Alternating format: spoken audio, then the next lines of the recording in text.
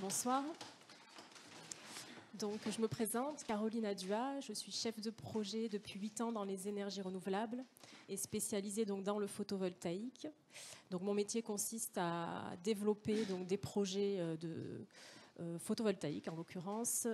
Ça va du stade d'identification de site jusqu'au démarrage du chantier en passant par l'obtention de toutes les autorisations et de l'obtention d'un tarif d'achat pour viabiliser nos installations.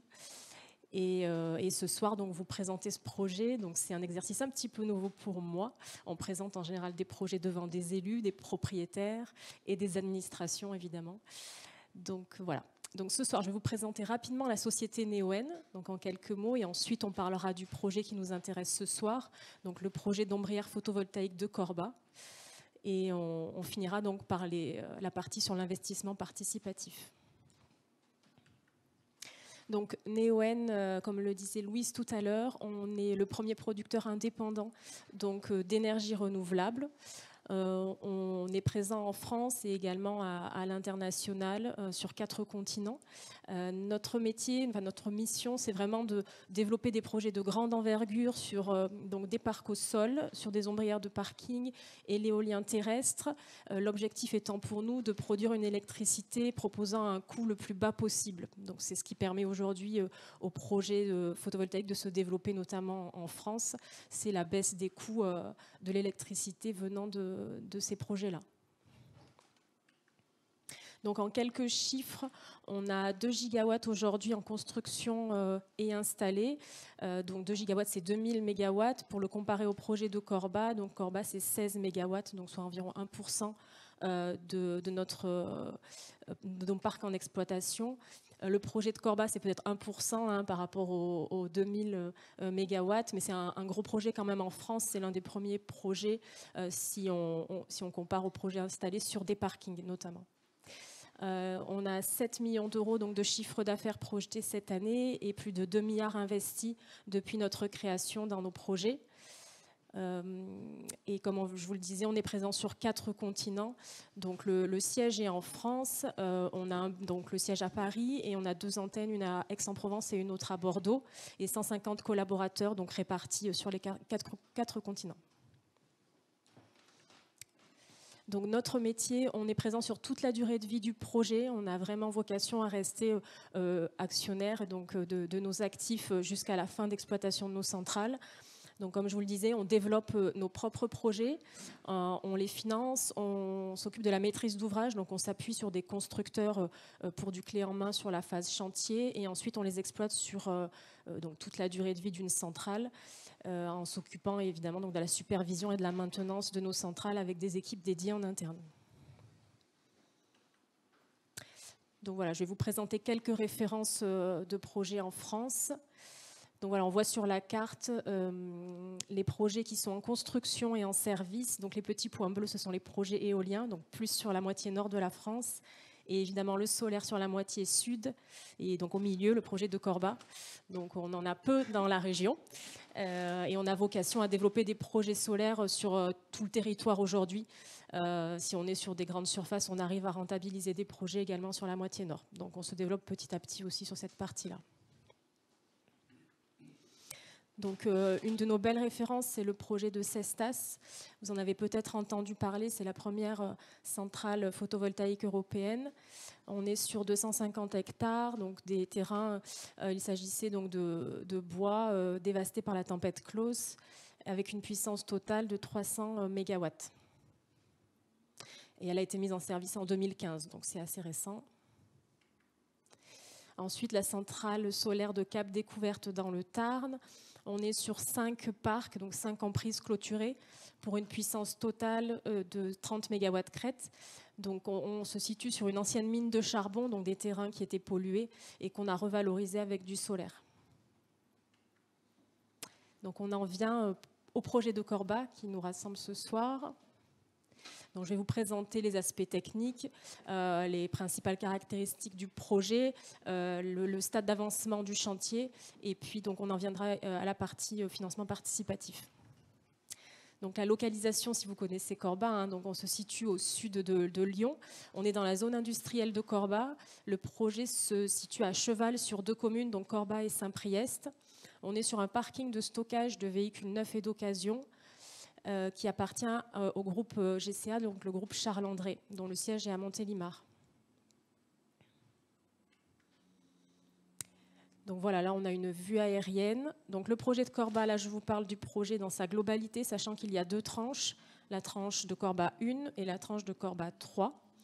Donc au total, les 2 tranches, on est sur une surface de 12,5 hectares d'occupation, sachant que le parking clôturé dans son ensemble fait plutôt 20 hectares et une puissance de 16,3 MW crête. Donc on a obtenu évidemment toutes nos autorisations, le permis de construire en 2015 et aujourd'hui toutes nos autorisations sont purgées de tout recours, ce qui est un point essentiel pour le financement et le lancement du chantier. Et l'exploitation va se faire sur une durée de 25 ans, en tout cas c'est la durée qui est mentionnée dans le bail aujourd'hui qu'on a signé avec le propriétaire, qui sera potentiellement prorogée à l'issue des 25 années. Donc les caractéristiques techniques du projet. On est donc sur des ombrières de parking. On a fait le choix d'utiliser des modules SunPower, qui sont des modules à haut rendement silicium monocristallin. C'est des modules utilisés assez classiquement pour des projets d'ombrières. Et on est sur des onduleurs décentralisés, donc qui se situent sous les ombrières. On attend une production de 19 500 MWh par an, soit environ la consommation totale en électricité de 8 800 habitants, donc ce qui est un peu moins que la population de la commune de Corba. Donc voilà, là on a une première photo du chantier. Donc le projet de Corba 3. Donc il y a 2 tranches, comme je vous le disais.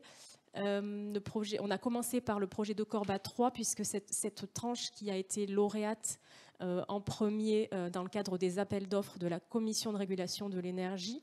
Donc on doit mettre en service en premier avant le mois de février 2019. Donc le chantier a démarré en juillet de cette année et a achevé à 90%. Au niveau du réseau, donc nous aujourd'hui on construit notre centrale, il y a un poste de livraison qui est en limite de propriété et ensuite on le raccorde, on injecte l'électricité sur le réseau et le raccordement se fait grâce à Enedis qui aujourd'hui aussi est quasiment prêt pour nous raccorder. Donc on mise sur une mise en service en décembre 2018 voire janvier 2019.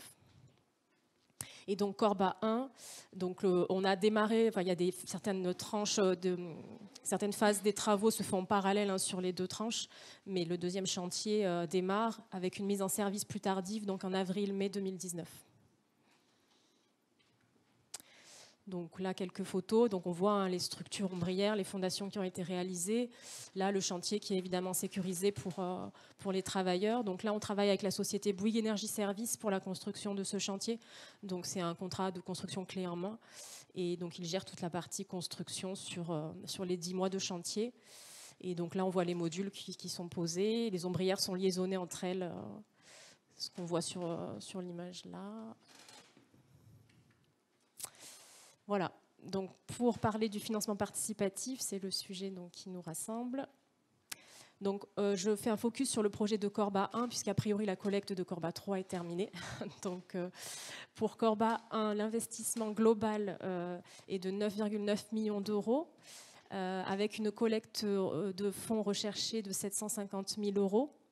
Donc on s'est effectivement appuyé sur 3 plateformes avec WICID en coordinateur, Landosphère et Lumo, puisque les fonds sont quand même conséquents.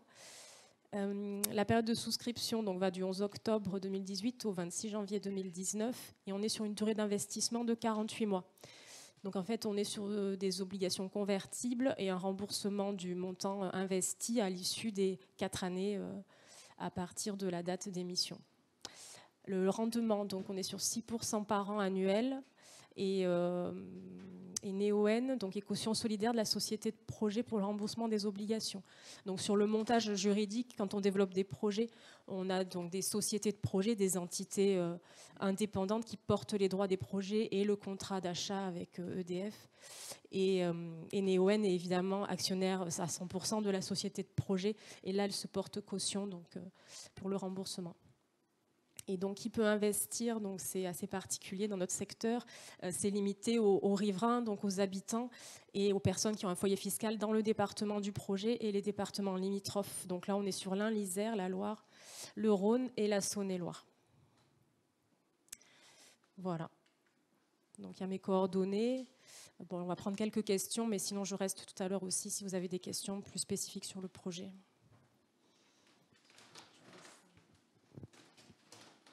Bon, alors comme tout à l'heure, je prends quelques questions en ligne pour démarrer. Où en est la construction à ce jour et quand est prévue du coup la mise en service?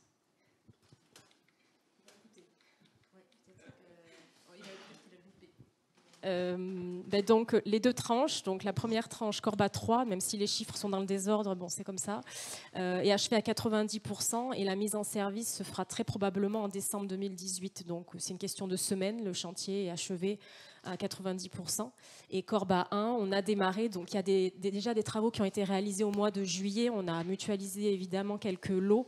Mais le gros du chantier démarre maintenant avec une mise en service en avril-mai. Ok, ça démarre maintenant. Je crois que c'est peut-être ça qui était... Il y a forcément certains lots qui ont été démarrés, qui ont été communs. On est sur un même site, hein, donc voilà. Okay. Mais on va dire que les fondations avec le montage des structures, ça démarre maintenant. Est-ce qu'il y a des questions dans la salle ?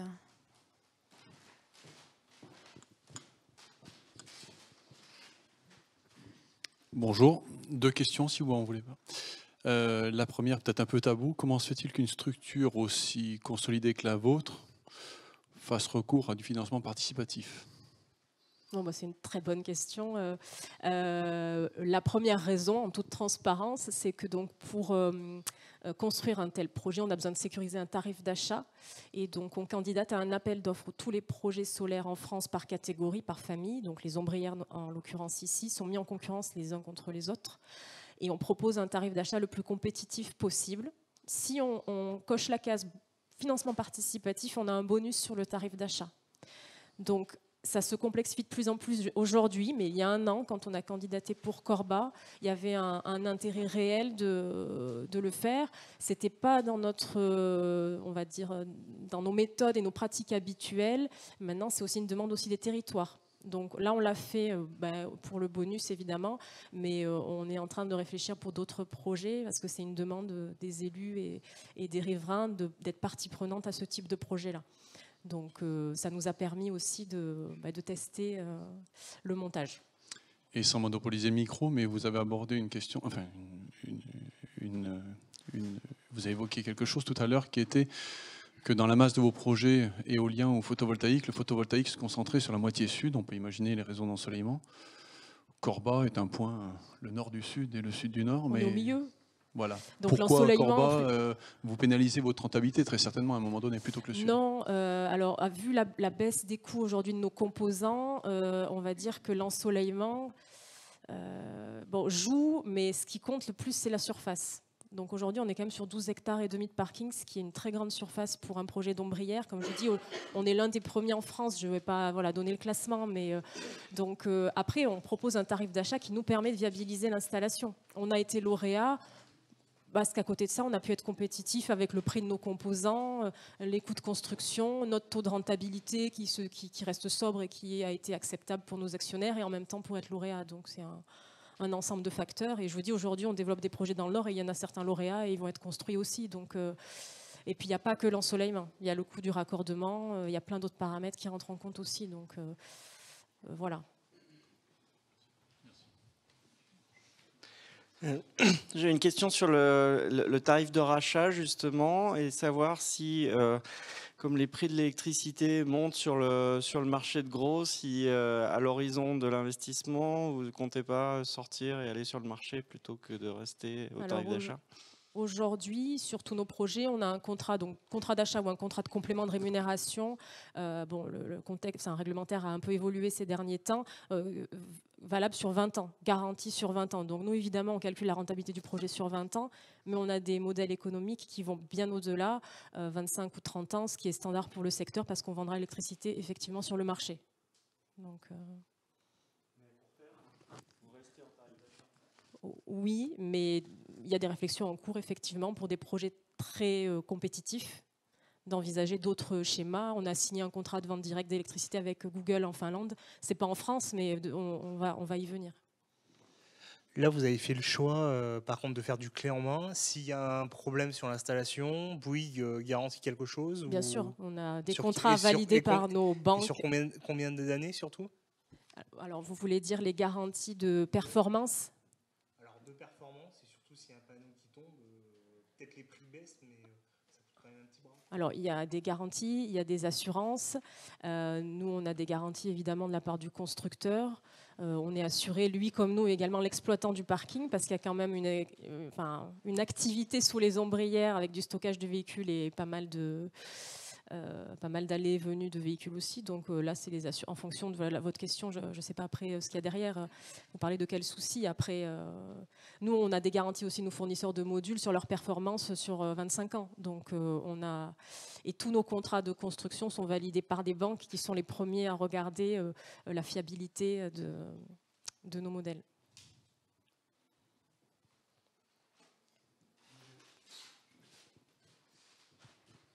Oui, bonsoir. J'ai une question qui est peut-être plus financière que technique. Je voulais savoir quel était le sens de obligations convertibles. Quelles sont les conditions de la conversion? Est-ce que ça peut être à l'initiative du prêteur?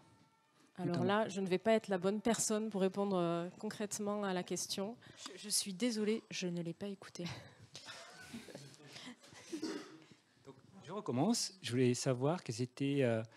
à quoi vous faisiez référence quand on parle d'obligations convertibles et quelles sont les conditions de cette conversion? Est-ce que ça peut être à l'initiative du prêteur? Alors, donc en effet, des obligations convertibles, si on a besoin de les clarifier pour tout le monde, c'est des obligations qui peuvent être remboursées ou converties en fonds propres.